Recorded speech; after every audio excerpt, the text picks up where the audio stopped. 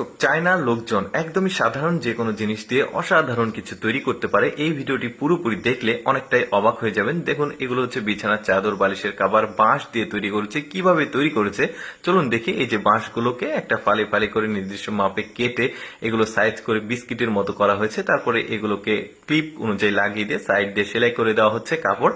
তারপর দেখুন কি চমৎকার এই জিনিসটা তৈরি হয়ে গেছে। এখন কিন্তু বিছানার চাদর, বালিশের কভার, চমৎকার চমৎকার সব জিনিসপত্র তৈরি হয়ে গেছে। দেখুন, দারুণ লাগছে, কিন্তু একদমই ইউনিক। তারপরে দেখুন, বাঁশের যে ফালি অংশ থাকে সেগুলো দিয়ে এই বিছানার চাদরটা তৈরি করেছে। তবে কালার করার পর এত সুন্দর লাগছে দেখতে। এই যে দেখুন, ওই যে বাঁশের যে ফালি থাকে সেগুলোকে কেটে সুন্দরভাবে পাটির মতো বুনেছে। নিচের অংশটাও বেশ চমৎকার, সাইড দিয়ে কাপড় লাগিয়েছে। এরকম আরো চমৎকার চমৎকার সব আপনাদেরকে জিনিসপত্র দেখাবো। ভিডিওটা পুরোপুরি আপনারা দেখতে থাকুন।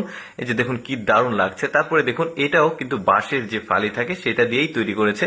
ওই যে বসার যে জায়গাটা, ওই জায়গাটা সাইড দিয়ে রড দিয়েছে, এটা ঠিক, কিন্তু ওই যে বসার যে জায়গাটা এটাও কিন্তু ওই বাঁশের ফালি দিয়েই চিকন চিকন করে দিয়েছে। তারপরে এটা কিন্তু বাঁশের ফালি বা বেত দিয়ে তৈরি করা না, এটা প্লাস্টিক ম্যাটেরিয়ালস। তবে জিনিসটা খুবই ফ্লেক্সিবল আর সুন্দর দেখতে, কত ইউনিক। আপনি কিন্তু ফ্লোরমেট হিসেবে ব্যবহার করতে পারবেন, বেডের কাভার, সোফার কাভার সবকিছু হিসেবে ব্যবহার করতে পারবেন। বেশ চমৎকার, কমফোর্টেবল। তারপরে দেখুন, একটা চেয়ার তৈরি করেছে মাল্টি ফাংশনাল।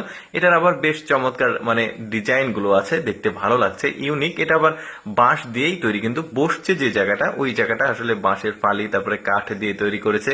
দেখতে খুবই চমৎকার। এই যে কাভার দিলেও এরপরও ভালো লাগছে। তারপরে দেখুন, সোলার সিস্টেমের একটা ক্যাপ। কৃষকরা যখন মাঠে কাজ করবে, এই যে ফ্যান ঘুরবে, রোদের তাপে কিন্তু এটা চার্জ হবে। সোলার সিস্টেম, ফ্যানের বাতাস লাগবে। তারপরে দেখুন, সানগ্লাস প্লাস ক্যাপ। আপনি কোনটা হিসেবে ব্যবহার করবেন হিসেবে ব্যবহার করতে পারেন। দেখুন, এই যে সানগ্লাস থাকলো, তারপরে ঘোরালে এটা আবার ক্যাপ হয়ে যাবে। কি টেকনিকটা করেছে দেখুন। তারপরে দেখুন, এই বাঁশটা কাটছে, এই বাঁশের গোড়াগুলো কেটে নিয়েছে।